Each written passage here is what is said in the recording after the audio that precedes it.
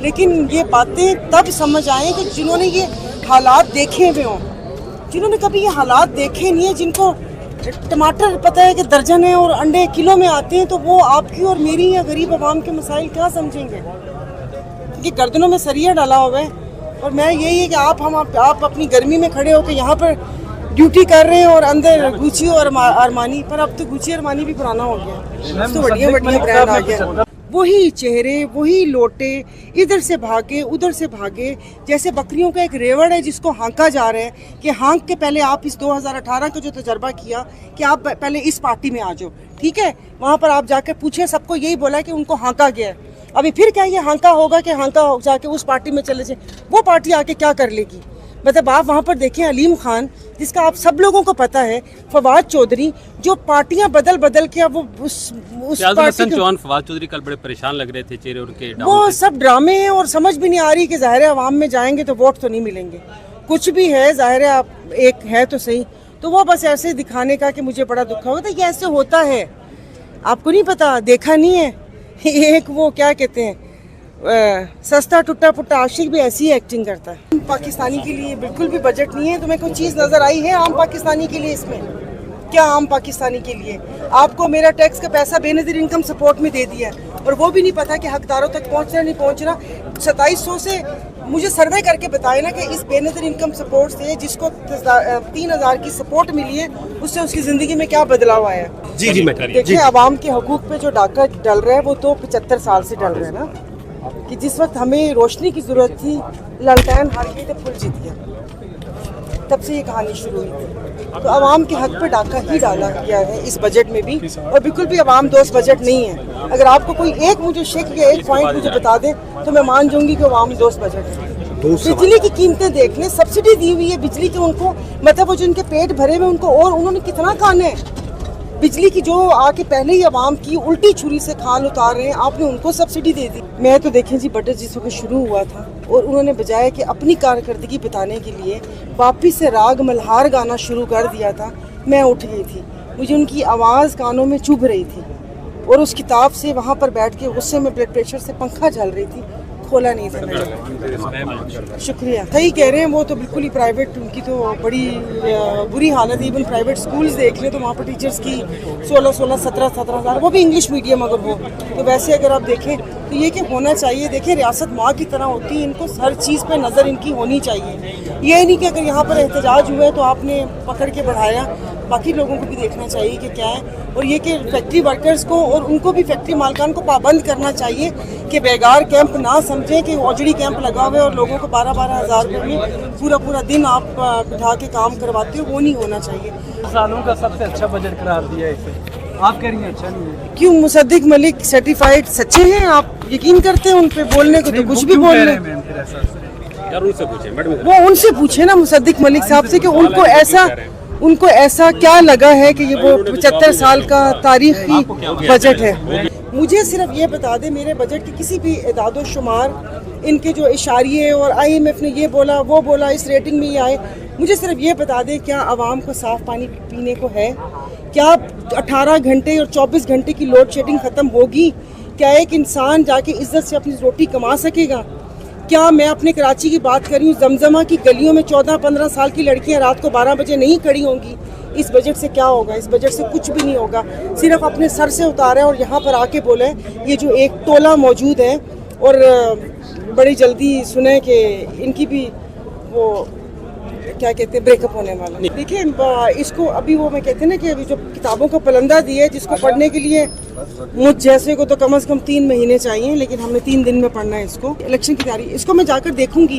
اگر تو یہ اس میں واقعی کہ ریلیف ہوا عوام کو تو اس کا مطلب ہے کہ پھر کسی نے ان کو ایسے بولا کہ آپ لوگوں نے آنا ہے، اور اگر اس بجٹ میں کچھ نہیں ہو اور بس ایسے ہی خالی کر دیے تو اس کا مطلب ہے ان کو اپنے آنے کا خود بھی نہیں پتا. تو ضرور میں تو یہ کہ جو ٹیکس نیٹ میں جو لوگ نہیں ہیں، جیسے کہ ابھی انہوں نے فائلر اور نان فائلر کا کیا ہے کہ ان کا ود ہولڈنگ ٹیکس بڑھا دیا، اس سے تو آپ لوگوں کو بھگا رہے ہو کہ جو فائلر بننا بھی چاہ رہا ہوگا تو وہ بھی نہیں بنے گا.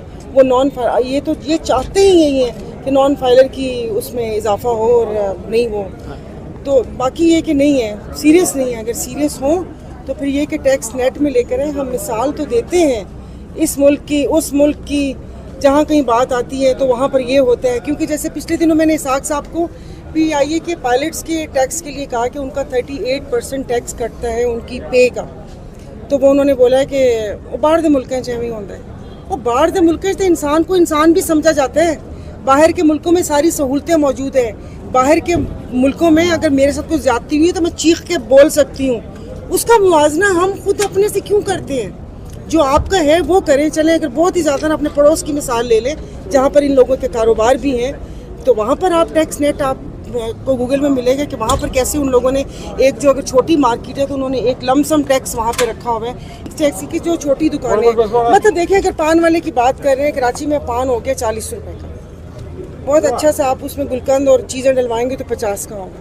اب وہ دن میں اگر 100 پان بھی بیچتا ہے تو بیٹا تیرے اور میرے سے زیادہ کماتا ہے وہ, لیکن پان والا ہے بیچارہ, اس لیے ہم اسے ٹیکس. اپنے دل پہ ہاتھ رکھ کے بولو کہ تمہیں یقین ہے کہ وہ کچھ پاکستان کو مستحکم کر پائے گی؟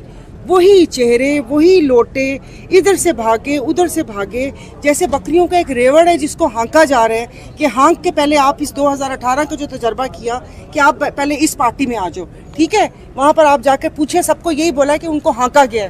ابھی پھر کیا یہ ہانکا ہوگا کہ ہانکا ہو جا کے اس پارٹی میں چلے جائیں؟ وہ پارٹی آ کے کیا کر لے گی؟ مطلب آپ وہاں پر دیکھیں علیم خان, جس کا آپ سب لوگوں کو پتہ ہے وہ سب ڈرامے ہیں, اور سمجھ بھی نہیں آ رہی کہ ظاہر ہے عوام میں جائیں گے تو ووٹ تو نہیں ملیں گے. کچھ بھی ہے ظاہر ہے, آپ ایک ہے تو صحیح, تو وہ بس ایسے دکھانے کا کہ مجھے بڑا دکھ ہوتا ہے. یہ ایسے ہوتا ہے, آپ کو نہیں پتا, دیکھا نہیں ہے. ایک خاص طبقے کو کچھ رعایت دی ہے, عوام کو, متوسط طبقے کو اس بجٹ میں کوئی رعایت دکھائی نہیں دیتی. مجھے خوشی ہے کہ اس مہنگائی کے عالم میں جو ہمارا تنخواہ دار سرکاری ملازم ہے ان کی تنخواہوں میں اضافے کا ایک شنید ہے. میں پوچھنا چاہوں گا ڈار صاحب سے, آپ نے کہا کہ 30% اور 35% تنخواہوں میں اضافہ ہوگا. مجھے بتائیے پیسہ کہاں ہے آپ کے پاس؟ مجھے بتائیے یہ پیسہ کہاں ہے؟ اور جب آپ نے 30 سے 35% اضافہ کر دیا تو آج سندھ کا بجٹ آئے گا اور جو صوبائی بجٹ آئیں گے, کیا ان کو اپنے صوبائی ملازمین کی تنخواہوں پر نظر ثانی نہیں کرنی ہوگی؟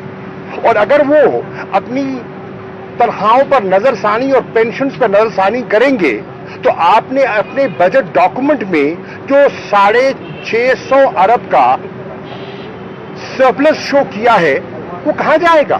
وہ کہاں سے آئے گا؟ میں یہ سوال ہے میرا ڈار صاحب سے.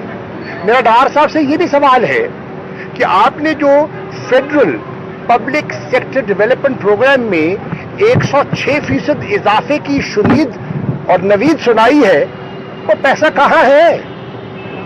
کہاں سے کٹے گا؟ میں آج کہہ رہا ہوں 12 ماہ کا بجٹ دیا وفاق نے اور 4 ماہ کا بجٹ کا فیصلہ کیا پنجاب نے. تو یہ ڈیولپمنٹ کا بجٹ کیا پنجاب سے کاٹیں گے؟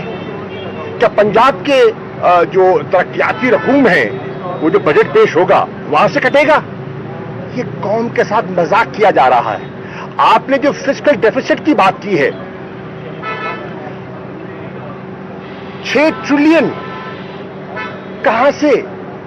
مجھے بتائیے, جو آپ نے ریونیوز کی بات کی ہے, آپ نے کہا ہے اس سال کے ٹارگٹ آپ اچیو نہیں کر سکے اور اپنا ٹارگٹ بڑھا دیا, اور ایک اندیا دیا ہے کہ ٹیکس ریونیو اور نان ٹیکس ریونیو میں 1.3% بوئنسی آئے گی. میں پوچھتا ہوں کہاں سے آئے گی؟ دنیا ریسیشن میں ہے, دنیا اکنامک کانٹریکشن میں ہے, پاکستان کی معیشت اکنامک کانٹریکشن میں ہے, تو یہ بوئنسی کہاں سے آ رہی ہے؟ یہ جو آپ کا ایکسٹرنل فلوز کا آپ نے ذکر کیا ہے وہ بندوبست کہاں ہے؟ یہ جو آپ نے تقریباً 24 ارب ڈالر جو اگلے فسکل ایئر میں جو آپ نے جمع کرنے ہیں وہ کہاں ہیں؟ جو 6 بلین کی آپ نے ان سے وعدہ کیا تھا وہ تو وہ نہ ہو سکے, 2 بلین کی اس میں شارٹ فال ہے, تو یہ 24 بلین کہاں ہے؟ اسحاق ڈار صاحب, آپ پاکستان کے اکنامک ہٹ مین ہیں. ڈار صاحب, آپ نے پاکستان کی معیشت کو अफसोस से कहना पड़ रहा है, एक डिफॉल्ट की तरफ अल्लाह न करे, एक सॉवरेन डिफॉल्ट की तरफ इस बजट के जरिए आपने धकेल दिया है। और आप देखेंगे जब इसका पूरा मुताला किया जाएगा और उस पर बात की जाएगी तो पूरी हकायक सामने आ जाएगी। छोटा सा सवाल है सर, ये बताइएगा कि अक्टूबर में इलेक्शन की बातें हो रही हैं, अगस्त में बजट में आपको लगता है इलेक्शन होंगे या देखिए आगे अर्जी है, देखिए अर्जी है, इन्होंने बजट में 48 अरब रुपए इलेक्शन का रखा है ना, तो उससे तो अंदाजा यही लगाया जा सकता है कि इलेक्शन होगा। अब नीयतों का हाल अल्लाह जानता है, लेकिन बजट में पैसा रखा है, नंबर 1। और नंबर 2, आइन के मुताबिक से 12 अगस्त को असेंबली की टर्म खत्म हो जाती है, तो इलेक्शन तो होना है। अगर आइन के मुताबिक चलना है तो इलेक्शन होना है, और अगर आपने आइन से मावरा कुछ करना है तो फिर मैं क्या कह सकता हूं। और खान साहब को माइनस करने की बातें हो रही हैं, उनको माइनस करके और जो इलेक्शन जो सिनेरियो बन रहा है, एक नई पार्टी भी वजूद में आ गई है तरीन साहब की। देखिए नई पार्टी ये एक्सेप्टेबल कितने होंगे कौम के लिए इलेक्शन? देखिए हर सियासी शख्सियत को अपने सियासी फैसले करने का हक है।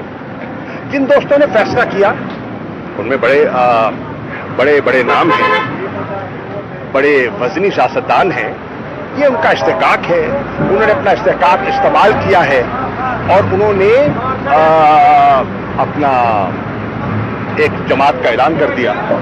मैं उसके बारे में सिर्फ इतना कहना चाहूंगा, एक मरीज को हादसा हुआ और मरीज को इमरजेंसी में ले गए, मिसाल के तौर पे सर्विसेज हॉस्पिटल या करीब ही है उसके ले गए इमरजेंसी में, डॉक्टर ने उसका मुआयना किया और मुआयने के बाद उसने कहा डेड ऑन अराइवल। तो मैं यही कहूंगा this is a launch which is dead on arrival.